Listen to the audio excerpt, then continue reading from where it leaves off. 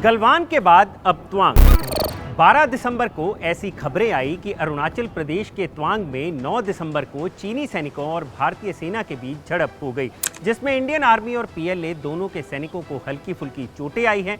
इस घटना के बाद चीन के साथ भारत के व्यापारिक रिश्तों पर फिर से सवाल उठने लगे हैं। क्या आप जानते हैं भारत में इस वक्त कितनी चाइनीज कंपनीज रजिस्टर्ड हैं?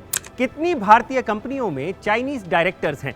चीन के साथ भारत का कितना कारोबार बढ़ा है और बाकी देशों के मुकाबले चीन पर भारत कितना निर्भर है? इन सवालों का जवाब इसलिए भी जानना बनता है क्योंकि एक तरफ तो चीन सीमा पर तैनात भारतीय सैनिकों पर लगातार वार कर रहा है और दूसरी तरफ भारत चीन के साथ कारोबार कर रहा है। नमस्कार, मैं हूं भूपेंद्र सोनी और आप देख रहे हैं अनकट। 12 दिसंबर को संसद में चाइनीज कंपनीज को लेकर आंकड़े जारी किए गए। सरकार ने संसद में बताया कि देश में कितनी चाइनीज कंपनीज काम कर रही हैं। कॉरपोरेट मामलों के राज्य मंत्री हैं राव इंद्रजीत सिंह, जिन्होंने संसद में पूछे गए एक सवाल पर यह जानकारी दी है कि देश में 174 चाइनीज कंपनीज ऐसी हैं जो फॉरेन कंपनी के तौर पर रजिस्टर्ड हैं। इन चाइनीज कंपनियों का ऑफिस भारत में है। इसके अलावा एक और सवाल था जिसका जवाब सरकार नहीं दे पाई कि कितनी भारतीय कंपनियों में चाइनीज निवेशकों का पैसा लगा है, क्योंकि मिनिस्ट्री ऑफ कॉर्पोरेट अफेयर्स के पास इस बात की जानकारी है ही नहीं। सरकार की तरफ से एक और जानकारी दी गई है जिसके मुताबिक भारत में 3560 कंपनीज ऐसी हैं जिनमें चाइनीज डायरेक्टर्स हैं। रही बात चीन से इंपोर्ट की, तो union minister of states for commerce and industry Anupriya Patel द्वारा 2022 में लोकसभा में दिए गए जवाब में ये बताया गया था कि 2021-22 में भारत ने चीन से $1,15,419 मिलियन का इंपोर्ट किया है, जो 2017-18 के इंपोर्ट से 29% ज्यादा है। यानी जब गलवान घाटी में चीन हमारी सीमाओं पर आकर बैठा था,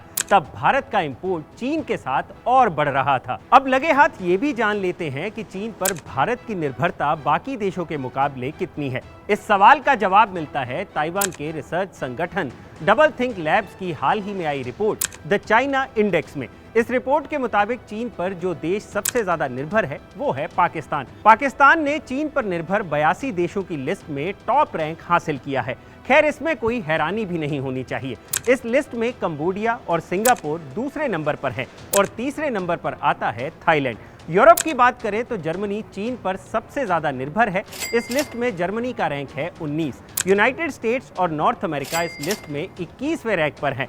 वहीं भारत की बात करें तो 82 देशों की लिस्ट में चीन पर निर्भरता के मामले में भारत का नंबर 55वां है। यानी ये वो एक एरिया है जिसमें भारत बाकी बड़े बड़े देशों से बेहतर स्थिति में है। लेकिन कुल मिलाकर बात इतनी है कि व्यापार ही किसी देश को समृद्ध बनाता है, और अगर हम ऐसे मुल्क पर निर्भर हैं जो सीमा पर हमारे लिए सबसे बड़ा खतरा है, तो ऐसे में सरकार ने इस निर्भरता को कम करने के लिए क्या कदम उठाए, उस पर सवाल पूछा जाना तो लाजमी है। लेकिन इस पूरी स्थिति में विडंबना ये है कि आज जब चीन सीमा पर भारत के जवानों से झगड़े पर उतारू है, तब भी देश के गृह मंत्री चीन की इस हरकत के लिए कांग्रेस को दोषी ठहरा रहे हैं। राजीव गांधी फाउंडेशन को 2005-6 और 2006-7 के वित्तीय साल में चीनी दूतावास से 1,35,00,000 रुपए का अनुदान प्राप्त हुआ था।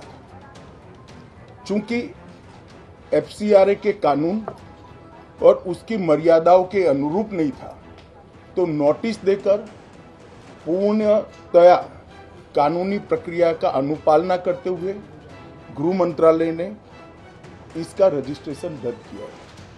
फाउंडेशन ने अपना रजिस्ट्रेशन सामाजिक कार्यों के लिए करवाया है और ये जो राशि चीनी दूतावास से मिली, इसका उपयोग भारत चीन संबंधों के विकास पर शोध करने के लिए ये पैसा दिया गया है।